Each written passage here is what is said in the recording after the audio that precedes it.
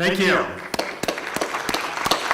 And this beautiful theater is full of ghosts as well. Some incredible inspirations from years past. Wouldn't it be great if all of us could create something so enduring and so timeless, right? Something that lives generations beyond our lives. And that is the size of the dreams of the startups that are going to be presenting soon here at the ICOM Data Startup Challenge. I'm Mark Silva. I'm founder of KITE. We're an innovation platform. It's a startup CRM that connects Global 2000 companies to map, monitor, and manage their startup ecosystems. I'm going to start this with a little bit of context about what is it about startups and the big Global 2000 corporations that's so enduring and so perennial. So this is the 6th year. Last year we introduced this concept of the Jam, and we brought a great group on stage in Porto, so we're glad to have Ghost Number here to continue with the Jam thematic. We thought we'd kick off the Data Startup Challenge with some data. So what I'd like to present to you is a survey that we pulled together last year with Michelle Medansky, an ICOM member, PhD researcher, outstanding. If you haven't worked with her, I highly recommend you do. We wanted to see what the state of startup innovation was. Where are we now? So we surveyed over 300 Global 2000 senior executives, and if there's one thing to take away from all of this, is every single global corporation is trying to figure out time. Underneath the words of speed, scale, exponential, acceleration is really this idea of how do we actually create more time, do things faster, do things out in time, and really the way that the Global 2000 are looking at that is how do we bring the outside in? How do we actually move faster ourselves? So it's clearly a priority. When we asked them how important is startup innovation, 99% said it's a high priority. The other 1% lied. There is a, just kidding, there's a theme here that you're going to see, which is we're looking for new products and new markets, but it's not just that. It's also innovation in marketing, IT, and operations. I think this will resonate with the Global 2000 in the room, in the top quintile there.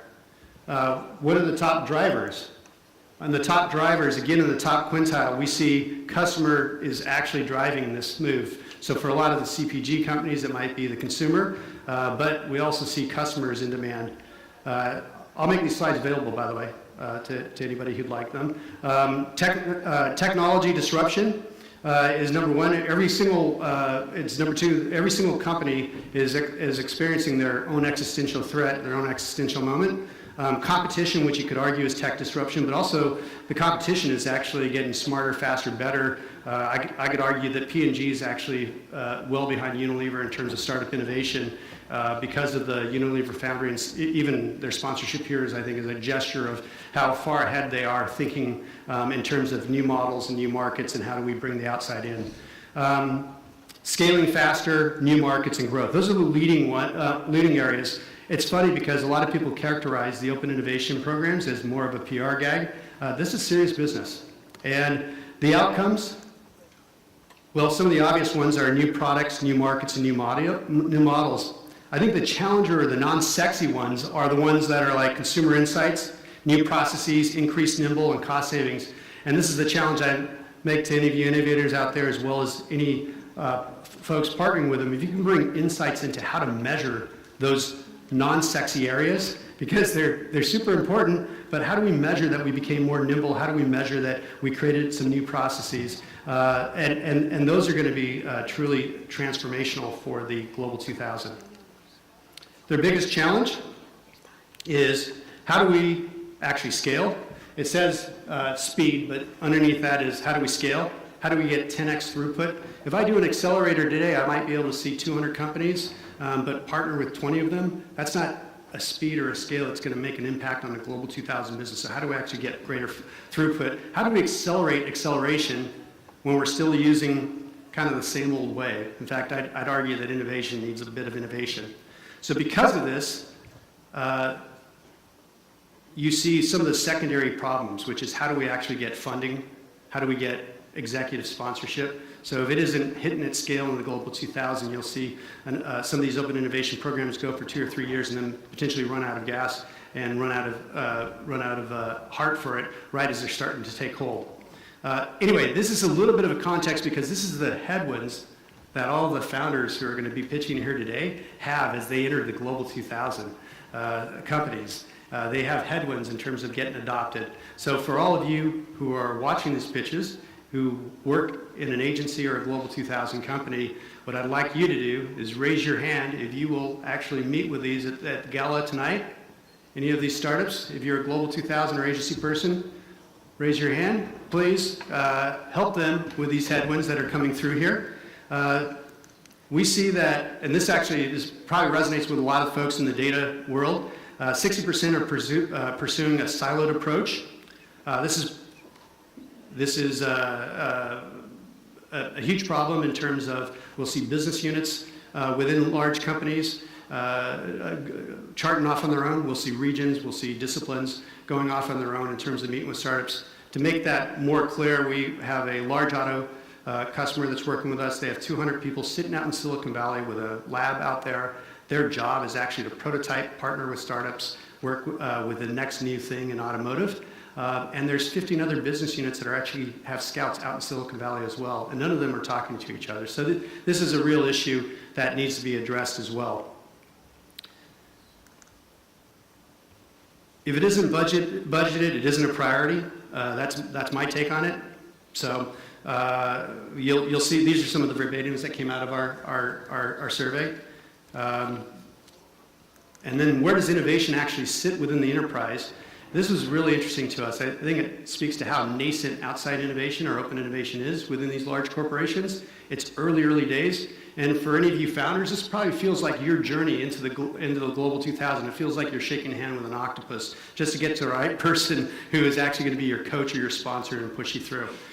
So one thing I'd recommend is if you see programs like the Unilever Foundry, like the Nestle Henry program, like the BBVA Open Talent, all of those programs are a front door into the big corporations, and they actually are working hard to help accelerate your approach into the enterprise. So, sorry, went the wrong way. Here's the opportunity. If you actually talk to the Global 2000 executives, most of them are largely dissatisfied. And by largely dissatisfied, 80% dissatisfied with their the current state of startup innovation.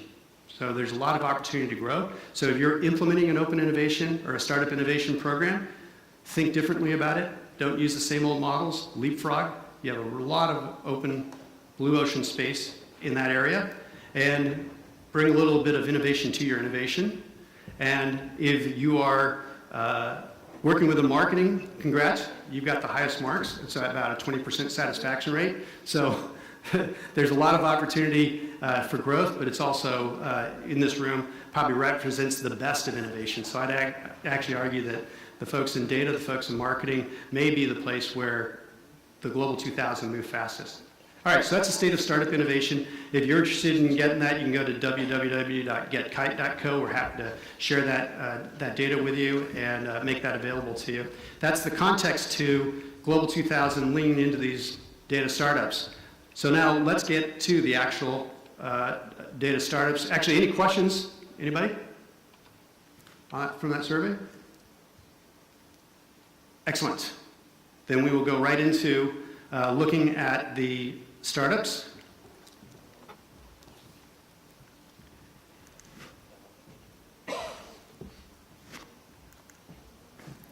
So this is the 6th year of the Global Data Startup Challenge Jam Session. It's a global competition and truly global. Hundreds of startups from all around the world.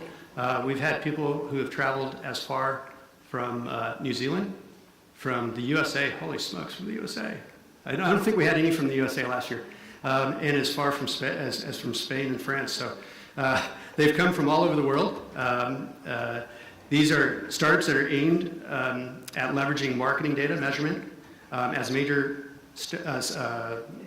selling point of their USP of their service and their solution. And the categories we've settled on are artificial intelligence and general. So general will be a whole range of startups you're going to see solving the data marketing challenge. The jam has 3 steps, and for each of the participants. First, you're going to have, this is the conceit, you're going to have a 6-minute Shark Tank-like demo day. Q&A is going to be followed with the jury member. We'll announce the jury members in a moment. We'll also have a marketer come up and actually jam with the startup to translate their opportunity into marketing language. And also, the jam is as much for us as marketers as it is for the startup in terms of that translation opportunity.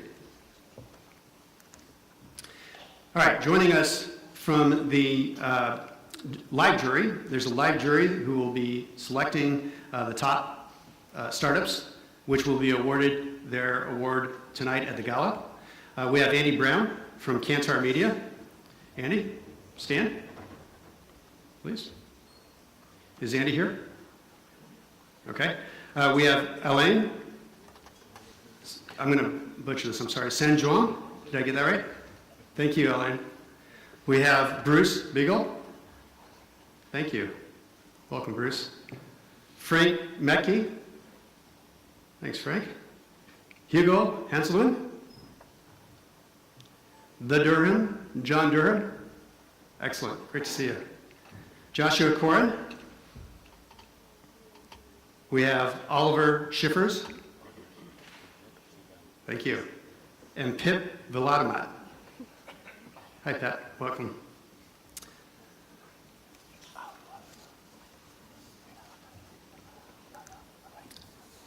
Joining us from the marketer side will be Charles Navarro. Charles is here in the crowd. Thank you. Hi, Charles. Daniel Rodriguez. David Bartram. I believe that we're going to put you to double duty here. Thank you. Francisco Calabrese. Hey, Francisco. Jennifer Gravel. Thank you. Jerome Amiel. We have Carl Van Vick. Paulo. Help me out there, Paulo. Arudo? Okay. Did I get it right? Close enough? Sorry about that. Richard Benjamins with AXA. Very nice to see you. And Andrew Douglas. All right. Big hand for all these guys and gals. Joining us. All right. I did took a little bit of time with that because I wanted the founders who are going to come up here and pitch their hearts out to know you have an incredibly friendly crowd. They're interested in hearing what you have to say and will be fair and fastidious judges. So, a word I never get to use unless I'm doing one of these sessions is without further ado. Does anybody else get to use ado very often? I don't think so. Okay, we have, in the artificial intelligence category, we have 1+X, cognitive, mucho, and thematic. And then in the general category, we have Beamray, colossal, happyfication, say that 5 times fast, measure, watch, Viduli, and influencer DB. So looking forward to seeing the startups come up here. Now, we are going to have a strict clock here, so you will get the gong at 6 minutes. So pitch well.